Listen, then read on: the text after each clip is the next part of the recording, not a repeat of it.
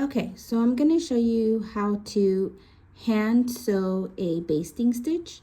So I just made a little line here to just help me guide my stitch. Then I got my needle and a thread, and then I made a knot on the end. I wanted my thread to be a little bit thicker just to show you guys the line in the stitch here in the muslin.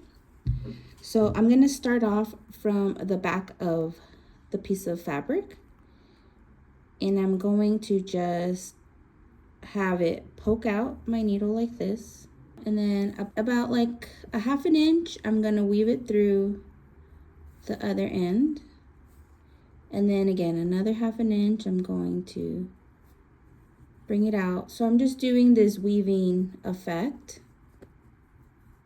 like this, and then I'm just going to pull it through so you can see the line. Then I'm gonna start it off again, about a ½ inch.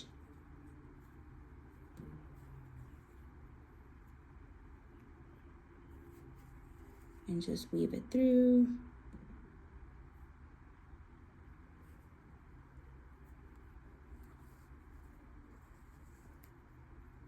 I'm gonna pull it through again.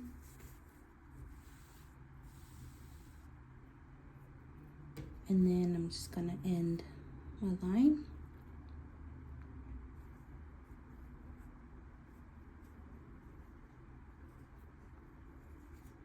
So basting stitches are used for just holding your fabric into place. Like if you were going to add a zipper and you wanted to hold down the zipper onto the fabric, I would do a quick basting stitch. So my zipper is just holding onto the piece of fabric until I fully secure my zipper in. I also would use a basting stitch if I wanted to do a quick sample of how an item was going to look. And then lastly, basting stitches are used for gathers.